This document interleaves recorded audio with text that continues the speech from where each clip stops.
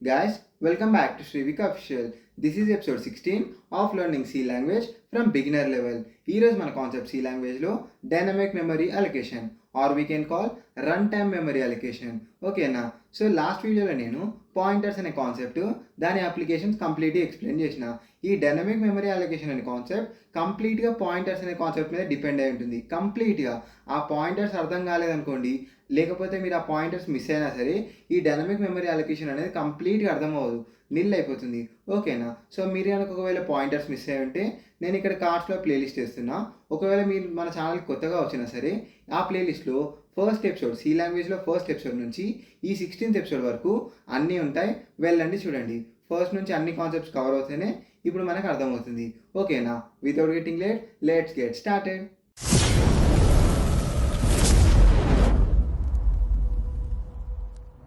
First మనం ఈ dynamic memory allocation or run time memory allocation దీని డెఫినేషన్ చూద్దాం.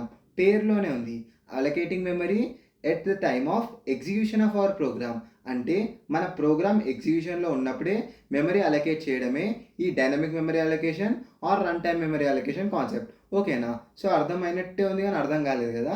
నేను ఇప్పుడు ఒక ఎగ్జాంపుల్ తీసుకొని చెప్తా, అప్పుడు మీకు క్లియర్గా అర్థమవుతుంది. మనం మన స్క్రీన్లోకి వెళ్ళిపోదాం. ఇప్పుడు మనమైతే మన టర్బో C++లోకి వచ్చేసినాం.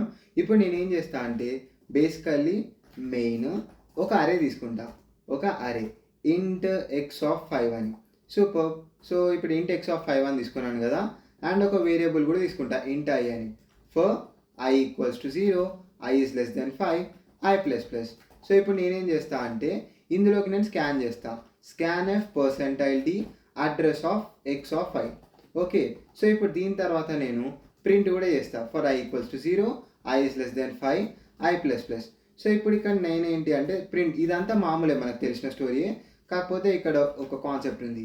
ఏంటి అంటే ఇప్పుడు ఎక్స్ ఆఫ్ 5 అని ప్రింట్ చేస్తా. సో బేసికల్లీ ఇప్పుడు నేను ఇక్కడ ఏం చేసిన, ఎక్స్ అనే ఒక అరేని తీసుకున్నా. సో ఆ అరేకి నేను సైజ్ ఎంత ఇచ్చిన, 5 అని ఇచ్చిన. సో బేసికల్లీ ఇప్పుడు ఈ అరేలో నేను 5 ఇంటిజర్ వాల్యూస్ మాత్రమే స్టోర్ చేయొచ్చు. ఒకవేళ ఫ్యూచర్లో నాకు రిక్వైర్మెంట్ పెరిగి ఒక 10 వాల్యూ స్టోర్ చేయాలంటే, లేదు ఒక 100 వాల్యూ స్టోర్ చేయాలంటే, సో అప్పుడు ఏంటి పరిస్థితి మరి అంటే మీకు ఇక్కడ కొంచెం క్లారిటీ వచ్చినట్లేదు. ఇప్పుడు ఇంకా చూపిస్తా చూడండి.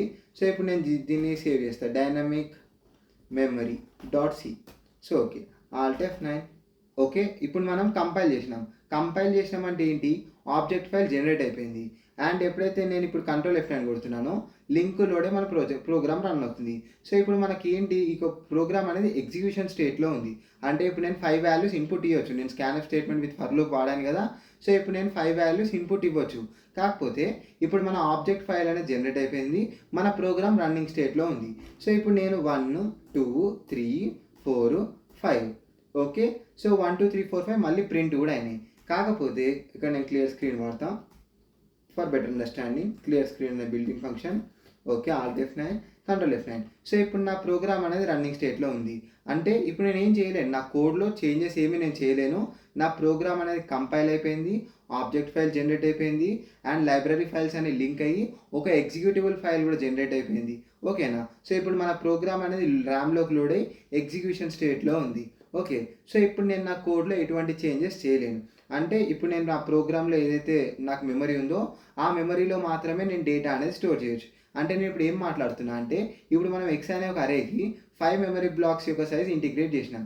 అంటే అందులో 5 ఇంటిజర్ వాల్యూస్ మాత్రమే స్టోర్ చేయొచ్చు. సో ఇప్పుడు సడన్గా నాకు అందులో 10 ఇంటిజర్ వాల్యూస్ స్టోర్ చేసేంత రిక్వైర్మెంట్ ఉంది. అందులో నేను 10 ఇంటిజర్ వాల్యూస్ స్టోర్ చేయాలి ఇప్పుడు. సో అది పాసిబులా మరి? లేదు. ఎందుకు? మనం అరే సైజ్ అనేది 5కి ఫిక్స్ చేసేసినాం.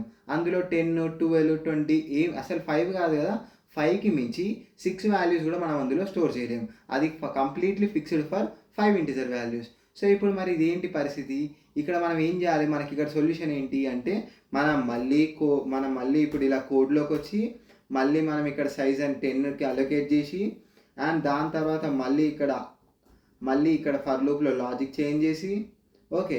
సో ఇప్పుడు మళ్ళీ ఇక్కడ లాజిక్ చేంజ్ చేయాలి కదా. ఇప్పుడు మళ్ళీ సేవ్ చేసి మళ్ళీ కంపైల్ కొట్టాలి. మళ్ళీ ఎప్పుడైతే కంపైల్ కొడతామో అప్పుడు కొత్త ఆబ్జెక్ట్ ఫైల్ జనరేట్ అవుతుంది.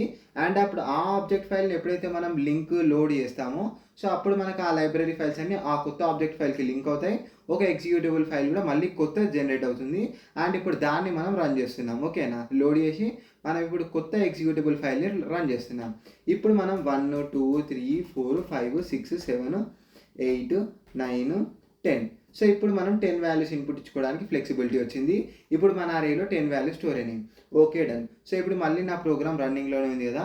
ఇప్పుడు నాకు 100 వాల్యూస్ స్టోర్ చేసుకునే రిక్వైర్మెంట్ ఉంది. మళ్ళీ నేను కోడ్‌లోకి వచ్చి ఇప్పుడు చేంజ్ చేయాలి. అండ్ మళ్ళీ కొత్త ఆబ్జెక్ట్ ఫైల్ జనరేట్ చేయాలి కంపైల్ చేసి.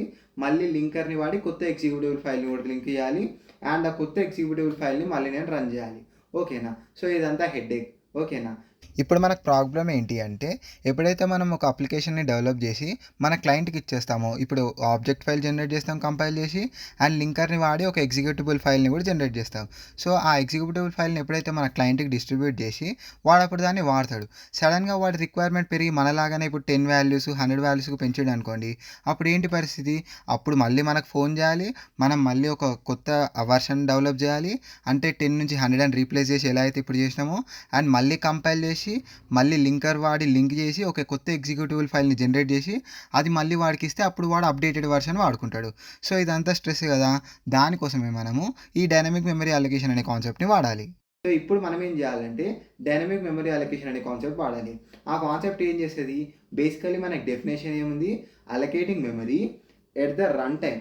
Allocating the memory at the execution time of our program. అంటే మన ప్రోగ్రామ్ ఇప్పుడు రన్నింగ్ స్టేట్‌లో ఉంది కదా! ఇప్పుడు మనకు కావాల్సినంత మెమరీ మనం అలొకేట్ చేయొచ్చు అనేది దాని కాన్సెప్ట్. ఓకేనా? సో ఇప్పుడు ఈ అరేస్‌కున్న బ్యాక్‌లాగ్ మీకు అర్థమైంది కదా! Arrays are fixed in size. ఓకేనా? సో అరే సైజ్ మనం మార్చలేం రన్ టైమ్‌లో. అందుకే మనం డైనమిక్ మెమరీ అలొకేషన్ అనే కాన్సెప్ట్ వాడతాం. సో ఇప్పుడు దాన్ని ఎలా సెటప్ చేస్తాం? దాన్ని ఎలా ఇంప్లిమెంట్ చేస్తామంటే దీనికి మనం పాయింటర్స్ అనే కాన్సెప్ట్ కూడా వాడతాం. ఓకేనా? బేసికల్లీ ఇది completely dependent on pointers. So ఇప్పుడు నేను ఇక్కడ x అనేది ఒక పాయింటర్ వేరియబుల్ తీసుకుంటా. బేసికల్లీ మనకి ఈ పాయింటర్ వేరియబుల్‌కి ఉన్న కెపాసిటీ ఏంటి? మన ర్యామ్‌లో ఏ మెమరీ అడ్రెస్‌నైనా సరే స్టోర్ చేసుకొని ఆ అడ్రస్ వాడి ఆ మెమరీని యాక్సెస్ చేయొచ్చు మనం. అవునా కాదా? సో ఇప్పుడు నేనేం చేస్తా అంటే x ఈక్వల్స్ టు ఇప్పుడు రన్ టైమ్‌లో సో ఇప్పుడు నేనేం చేస్తా అంటే ఒక n అనే వేరియబుల్ తీసుకుంటా.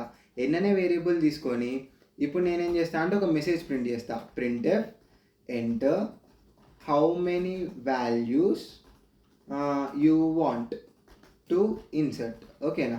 సో 1 అడుగుతా. అండ్ ఓకే 1 నేను అడుగుతా. యూజర్‌కి నేను ఇలా ఒక మెసేజ్ ఇస్తా. వాడు ఆటోమేటిక్‌గా అప్పుడు వాడు ఏం చేస్తాడు? వాడికి 100 అయితే 100, 5 అయితే 5, 1 అయితే 1. వాడికి ఎన్ని వాల్యూస్ అరేలోకి స్టోర్ చేయాలని ఉంటే ఆ ఇన్పుట్ అనేది ఇస్తాడు. సో ఆటోమేటిక్‌గా అడ్రస్ ఆఫ్ n. సో nలో నేను వాడికి ఎన్నైతే ఇన్పుట్ ఇవ్వాలని ఉందో ఆ నెంబర్‌ని స్టోర్ చేస్తా. సో ఇప్పుడు nలో వాడు ఒకవేళ 10 ఇచ్చిండనుకోండి 10 ఇంటిజర్ వాల్యూ స్టోర్ చేసుకునేంత అరేని క్రియేట్ చేద్దాం. ఒకవేళ 5 ఇస్తే 5 ఇంటిజర్స్‌ని స్టోర్ చేసుకునేంత అరేని మనం క్రియేట్ చేద్దాం. సో ఇప్పుడు అది ఎలా పాసిబుల్ అంటే మనం malloc అనే బిల్ట్ ఇన్ ఫంక్షన్ వాడొచ్చు.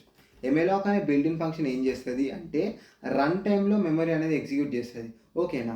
సో ఇప్పుడు ఈ malloc అనే ఫంక్షన్‌కి మనం ఇలా 10 అయితే 10 అని, 20 అయితే 20 అని, 100 అయితే 100 అని సైజ్ ఇవ్వాలి. సో ఇక్కడ మనం ఎంతైతే సైజ్ ఇస్తామో ఆ సైజ్ బట్టి అది మెమరీ అనేది అలొకేట్ చేస్తది. ఆ సైజ్ బట్టి మెమరీ అనేది అలొకేట్ చేస్తది. అంటే బేసికల్లీ చెప్పాలంటే ఇప్పుడు మన ప్రోగ్రామ్ ఎగ్జిక్యూషన్ స్టేట్‌లో ఉంది. ఈ malloc లైన్‌లోకి వచ్చింది. ఇప్పుడు malocకి మనం 100 అని పంపించినాం కదా! అదేం చేస్తదంటే ర్యామ్‌లో 100 బైట్స్ ఆఫ్ మెమరీ అలొకేట్ చేస్తది. 100 బైట్స్ ఆఫ్ మెమరీ అలొకేట్ చేయడంతో పాటు అదేం చేస్తది ఇంకా అంటే చూడండి అలొకేట్స్ మెమరీ అండ్ అది సైజ్ తీసుకుంటుంది. చూసిర్రు కదా! అది సైజ్ తీసుకుంటుంది. 100 అయితే 100, 200 అయితే 200, 5 అయితే 5. మనం ఎంత పంపిస్తే అన్ని బైట్స్ ఆఫ్ మెమరీ మెమరీలో క్రియేట్ చేస్తుంది. ఓకేనా? సో అన్ని బైట్స్ ఆఫ్ మెమరీ క్రియేట్ చేస్తుంది. ఇదే అది చేసే పని. అర్థమైంది అనుకుంటున్నా. సో ఓకేనా? అండ్ అది క్రియేట్ చేయడంతో పాటు అది క్రియేట్ చేసినాక దానికి ఒక అడ్రస్ ఉంటుంది కదా! ఆ అడ్రస్ని మనకు రిటర్న్ చేస్తుంది. అది క్రియేట్ చేయడంతో పాటు మనకి ఎలా అయితే ఒక అరే క్రియేట్ అయినప్పుడు మన వేరియబుల్‌కు ఎలా అయితే బేస్ అడ్రస్ వస్తుందో, అలానే ఇప్పుడు అది క్రియేట్ చేసిన మెమరీకి బేస్ అడ్రస్‌ని రిటర్న్ చేస్తుంది. అది క్రియేట్ చేసిన మెమరీకి బేస్ అడ్రస్‌ని మనకు రిటర్న్ చేస్తుంది. సో, ఆ బేస్ అడ్రస్‌ని మనం ఏం చేస్తాము అంటే ఇలా ఎక్స్‌లోకి క్యాచ్ చేస్తాం. ఇలా మనం ఎక్స్‌లోకి క్యాచ్ చేస్తాం. సో, ఇప్పుడు ఆటోమేటిక్‌గా మీకు క్లారిటీ వచ్చిందనుకుంటున్నా.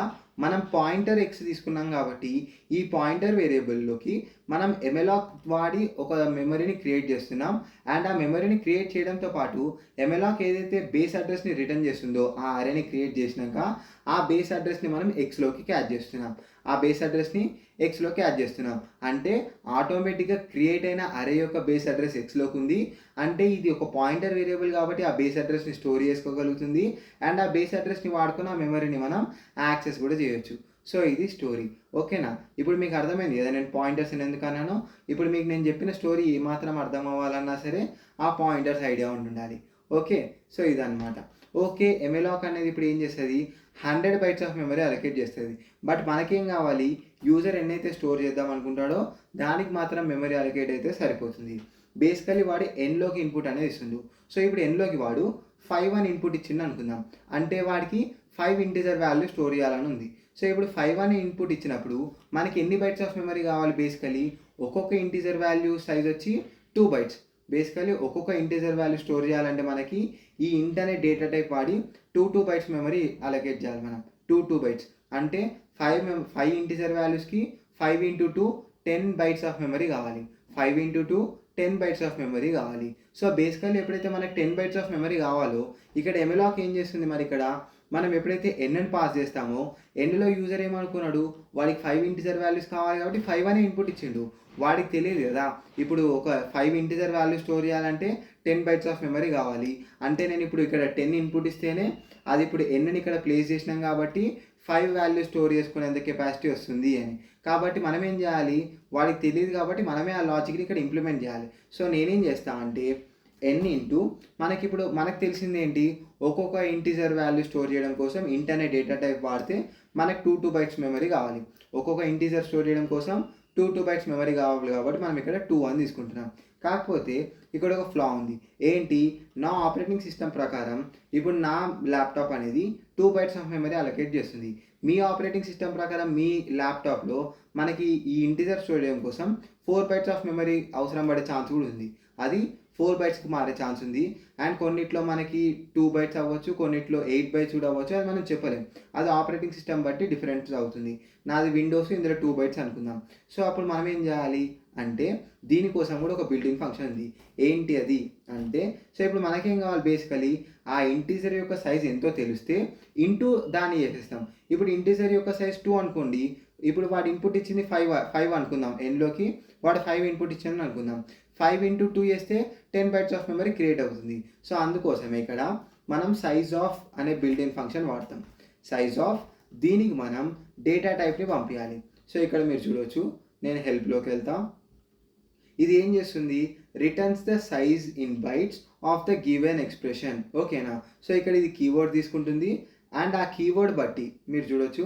ఆ కీవర్డ్ బట్టి మనకి దాని సైజ్‌ని బైట్స్‌లో రిటర్న్ చేస్తుంది. అందుకే నేను ఇక్కడ ఇంట్ అని పంపించిన అనుకోండి మన ఆపరేటింగ్ సిస్టమ్ ప్రకారం మన ఆపరేటింగ్ సిస్టమ్‌లో ఇంటిజర్‌ని స్టోర్ చేయడం కోసం ఎంతైతే మెమరీ కావాలో ఆ బైట్స్‌ని అది పంపిస్తుంది. సో, ఒకవేళ 2 బైట్స్ అనుకోండి 2 బైట్స్‌ని రిటర్న్ చేస్తుంది. ఆటోమేటిక్‌గా ఒకవేళ యూజర్ 2 ఇన్పుట్ ఇచ్చిండు అనుకుందాం. ఎన్‌లోకి 2 వాల్యూ స్టోర్ చేయాలని వాడికి 2 ఇన్పుట్ ఇచ్చిండు అనుకుందాం. ఆటోమేటిక్‌గా 2 into 2 4 bytes of memory allocate అవుతుంది. 4 బైట్స్ అంటే మనం 2 ఇంటిజర్ వాల్యూస్‌ని ఈజీగా స్టోర్ చేయొచ్చు. సో, ఇది స్టోరీ. ఓకేనా? ఇప్పుడు డన్. ఇప్పుడు నేనేం చేస్తా ఆటోమేటిక్‌గా ఇక్కడ i is less than n అంట. అండ్ ఇక్కడ కూడా i is less than n అనే అంట. ఓకే. అండ్ దీని యాక్సెసింగ్ కూడా మనం ఇలా కూడా చేయొచ్చు. బట్ ట్రెడిషనల్‌గా ఎలా అయితే మనం మామూలుగా చేస్తామో అలానే చేద్దాం. మనం ఎలా అయితే మామూలుగా ఒక పాయింటర్ వేరియబుల్‌ని ఎలా అయితే యాక్సెస్ చేస్తామో అలానే చేద్దాం. ఆ పాయింటర్‌లో ఉన్న అడ్రస్ త్రూ ఆ మెమరీని ఎలా అయితే యాక్సెస్ చేస్తామో అలానే ఇక్కడ కూడా యాక్సెస్ చేద్దాం. x ప్లస్ i xలో ఉన్న బేస్ అడ్రస్ వస్తుంది. ప్లస్ సంథింగ్ మనం అనుకున్న ఫార్ములా లాస్ట్ వీడియోలో చెప్పాను కదా! ఆ ఫార్ములా ఇక్కడ ఎగ్జిక్యూట్ అవుతుంది. x plus i done. Super. And 0 చూద్దాం. అండ్ ఇక్కడ పాయింటర్ వాడాలి. ఆ మెమరీలో ఉన్న అడ్రస్ లోపల ఉన్న వాల్యూ రావాలంటే పాయింటర్ వాడాలి మనం. Control F9. మనకు ఒక 2 వాల్యూస్ అనుకుందాం, 1 2. Alt F5. చూడండి 1 2 ఆ మెమరీలో స్టోర్ అయినాయి అండ్ 1 2 ప్రింట్ కూడా అయినాయి.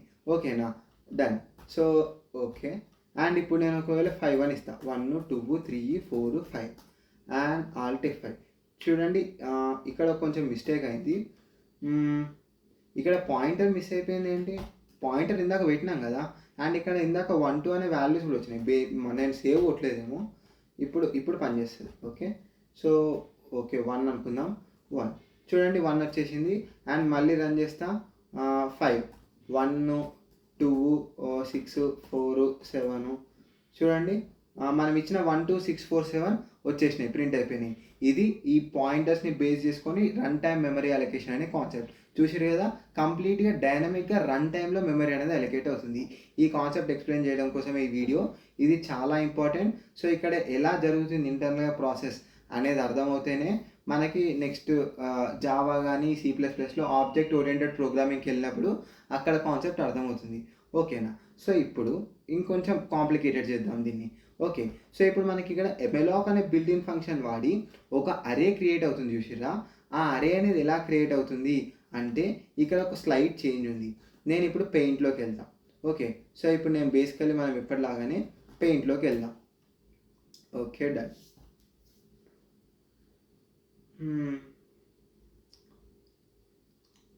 ఓకే, మనమైతే మన పెయింట్లోకి వచ్చేసినాం.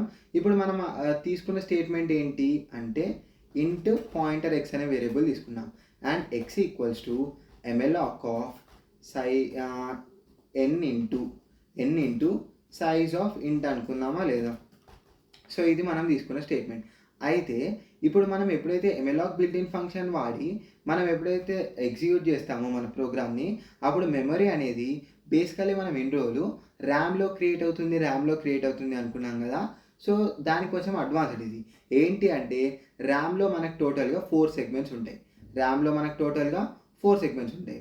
మీరు ఒకవేళ మన స్టార్టింగ్ నుంచి ఫాలో అయ్యంటే మన ఛానల్ని, ఫస్ట్ C లాంగ్వేజ్ ట్యూటోరియల్ స్టార్టింగ్లోనే నేను ఈ విషయం చెప్పిన. ఓకేనా, ఆ తర్వాత ఇప్పుడు డిస్కస్ చేయలేదు కానీ ఫస్ట్ క్లాస్లో ర్యామ్ గురించి ఇంట్రొడక్షన్ వచ్చినప్పుడే నేను ఈ కాన్సెప్ట్ అనేది చెప్పిన. ఓకే, సో ఫస్ట్ సెగ్మెంట్ అనేది కోడ్. బేసికలీ మనం ఎప్పుడైతే మన కోడ్ని ర్యామ్లోకి లోడ్ చేస్తామో అప్పుడు ఈ కోడ్ సెగ్మెంట్లోకి మనకి మన కోడ్ అనేది లోడ్ అయ్యి ఎగ్జిక్యూట్ అవుతుంది. అండ్ నెక్స్ట్ సెగ్మెంట్ వచ్చి డేటా. ఓకే, సో ఈ సెగ్మెంట్ వచ్చి డేటా అండ్ నెక్స్ట్ సెగ్మెంట్ వచ్చి స్టాక్. సో ఇప్పుడు చూడండి స్టాక్లో ఓకే, సో అండ్ నెక్స్ట్ వచ్చి హీప్. సో ఇక్కడ మీరు డయాగ్రామ్లో గమనిస్తే అన్నిటికంటే హీప్ని కొంచెం పెద్దగా వేసిన.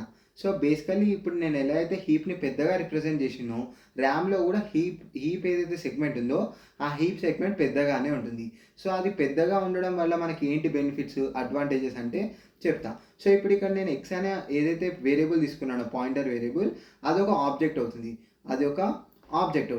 సో ఇప్పుడు అది ఆ ఆబ్జెక్ట్ అనేది స్టాక్లో క్రియేట్ అవుతుంది అండ్ దీనికి ఒక అడ్రస్ ఉంటుంది. బేసికలీ మనకు అరే క్రియేషన్ అప్పుడు కూడా ఇదే స్టోరీ, కాకపోతే ఇక్కడ కొంచెం కాంప్లికేట్ అయింది. సో 6120 అనుకుందాం, 6120. సో ఇప్పుడు x యొక్క అడ్రస్ 6120 అయింది. ఓకే, సో ఇప్పుడు ఇది xకి పాయింట్ చేస్తుంది. ఓకేనా, ఓకే డన్. సో ఇది xకి పాయింట్ చేస్తుంది, డన్. సో ఇప్పుడు x యొక్క అడ్రస్ 6120 అనుకుందాం. ఎప్పుడైతే మనం malloc బిల్ట్-ఇన్ ఫంక్షన్ వాడి మెమరీ అనేది అలొకేట్ చేస్తామో ఎంత మెమరీ అయినా సరే, అది 1 byte కావచ్చు, 10 bytes కావచ్చు, 1000 bytes కావచ్చు, ఆ మెమరీ అనేది హీప్ సెగ్మెంట్లో క్రియేట్ అవుతుంది. మనం ఏమనుకుందాం, ఎగ్జాంపుల్ కోసం ఎన్నులోకి వాడు 5 ఇన్పుట్ ఇచ్చిండు అనుకుందాం. 5 ఇంటూ సైజ్ ఆఫ్ ఇంట్ చేస్తే ఒక సైజ్ ఆఫ్ ఇంట్ అనేది 2 bytes అనుకుంటే 5 ఇంటూ 2 10 bytes అవుతుంది. అంటే 10 bytes ఆఫ్ మెమరీ ఎప్పుడైతే క్రియేట్ అవుతుందో బేసికల్లీ మనకు అరే ఇలా క్రియేట్ అవుతుందా లేదా, 1 2 3 4. సో ఎప్పుడైతే మనకి ఇలా మెమరీ క్రియేట్ అవుతుందో వాటికి అడ్రస్లు కూడా ఉంటాయి కదా. ఓకే, 7120 అండ్ 7124 ఈ స్టోరీ అంతా మనకు తెలిసింది. సో ఇలా అడ్రస్ డిఫరెన్స్ కూడా ఉంటుంది. ఆ డేటా టైప్ బట్టి ఇంటూ డేటా టైప్ సైజ్ ఎంతైతే అవుతుందో ఇక్కడ అడ్రస్ల మధ్యలో డిఫరెన్స్ కూడా అదే వస్తుంది. ఈ స్టోరీ అంతా మనకు తెలిసిందే. కాకపోతే ఇప్పుడు స్టాక్‌లో ఏదైతే ఎక్స్ అనే ఆబ్జెక్ట్ క్రియేట్ అయిందో ఆ ఎక్స్ అనే ఆబ్జెక్ట్‌లోకి మనం ఎమ్ఎలాక్ బిల్ట్ ఇన్ ఫంక్షన్ క్రియేట్ చేసిన మెమరీ ఏదైతే ఉంటుందో దాని బేస్ అడ్రస్ రిటర్న్ చేస్తుందని చెప్పినా లేదా ఎమ్ఎలాక్ అనే బిల్ట్ ఇన్ ఫంక్షన్. సో అది రిటర్న్ చేసినప్పుడు దాన్ని మనం ఇక్కడ ఎక్స్‌లోకి క్యాచ్ చేస్తున్నాం. అంటే ఈ బేస్ అడ్రస్ వచ్చి ఎక్స్‌లోకి వస్తుందన్నమాట. ఓకేనా? సో ఇది స్టోరీ. ఓకే. ఇది స్టోరీ. ఇందులోకి ఇప్పుడు 7120 వచ్చింది. సో దీన్ని వాడి మనం ఇక్కడ ఏం చేసినాం? పాయింటర్స్‌ని వాడి యాక్సెసింగ్ అండ్ ఇక్కడ ప్రింటింగ్ చేసినాం. ఈ స్టోరీ అంతా కామనే. ఇది మనకి ఈజీగా అర్థమవుతుంది. మన ఛానెల్‌లో ఒకవేళ ఫస్ట్ నుంచి చూసుంటే. ఓకే. సో ఇప్పుడు ఈ స్టోరీ మనకి ఈజీగా అర్థమైంది. కాకపోతే ఇక్కడ వీటికి ఒక పేర్లున్నాయి. ఏంటి అంటే సో ఇప్పుడు ఎక్స్‌కి ఏదైతే ఇక్కడ స్టాక్‌లో క్రియేట్ అయిందో వీటిని మనం ఆబ్జెక్ట్స్ అంటాం. వీటిని మనం ఆబ్జెక్ట్స్. ఓకేనా? సో ఆబ్జెక్ట్స్ అనొచ్చు. ఓకే. సో ఇదన్నమాట. ఇది స్టోరీ. వీటిని మనం ఆబ్జెక్ట్స్ అంటాం. అండ్ నెక్స్ట్ ఏదైతే ఇప్పుడు మనకి హీప్‌లో క్రియేట్ అయిందో ఇక్కడ మెమరీ ఏదైతే హీప్‌లో క్రియేట్ అయిందో దీన్ని మనం ఇన్‌స్టాన్స్ అంటాం. దీన్ని మనం ఇన్‌స్టాన్స్. ఓకేనా? ఇన్‌స్టాన్స్ అంటాం. ఓకే. సో ఇది ఇన్‌స్టాన్స్ ఎందుకు అంటే సో చూసిర్రు కదా! ఇందులో మనం మెమరీ క్రియేట్ చేయొచ్చు. ఓకేనా? సో ఈ ఇన్‌స్టాన్స్‌లో మనం మెమరీ అంటే ఈ ఇన్‌స్టాన్స్ మెమరీ ఏదైతే ఉందో ఇందులోకి వాల్యూస్ ఇన్సర్ట్ చేస్తాం. ఆబ్జెక్ట్ అంటే ఏంటి? ఈ ఇన్‌స్టాన్స్‌కి ఒక రిఫరెన్స్. ఆబ్జెక్ట్ అంటే ఈ ఇన్‌స్టాన్స్ ఏదైతే క్రియేట్ అయిందో హీప్ మెమరీలో దానికి రిఫరెన్స్ మాత్రమే. ఓకేనా? ఆబ్జెక్ట్ వేరు, ఇన్‌స్టాన్స్ వేరు. అందుకే అరేస్ నుంచి ఒకవేళ మన ఛానెల్‌ని ఫాలో అయ్యుంటే మాత్రం ఈ కాన్సెప్ట్ ఇలా క్యాచ్ చేస్తారు మీరు. ఇది ఆబ్జెక్ట్ వేరు, ఈ ఇన్‌స్టాన్స్ వేరు. ఓకేనా? సో ఇది స్టోరీ. ఈ ఇన్‌స్టాన్స్ యొక్క రిఫరెన్స్ ఈ ఆబ్జెక్ట్‌లోకి వచ్చింది. అండ్ ఈ ఆబ్జెక్ట్‌ని వాడుకొని మనం ఈ ఇన్‌స్టాన్స్‌ని యాక్సెస్ చేస్తున్నాం. ఈ బేస్ అడ్రస్ అనే ఏదైతే అడ్రస్ ఉందో ఆ అడ్రస్ ఇప్పుడు ఆబ్జెక్ట్‌లోకి వచ్చింది కదా! ఈ రిఫరెన్స్. సో ఈ రిఫరెన్స్‌ని వాడుకొని మనం ఈ మెమరీ మొత్తాన్ని యాక్సెస్ చేస్తున్నాం. ఈ వీడియో ఇన్ఫర్మేటివ్ అనిపిస్తే మన ఛానెల్‌కి సబ్స్క్రైబ్ అండ్ ఈ వీడియోకి లైక్ కొట్టేయండి. ఇలాంటి ఇన్ఫర్మేటివ్ వీడియోస్ మన ఛానెల్‌లో వస్తూనే ఉంటాయి. ఈ సి లాంగ్వేజ్ జర్నీని మనం ఇంకా కంటిన్యూ చేస్తూనే ఉంటాం. So stay tune. బాయ్.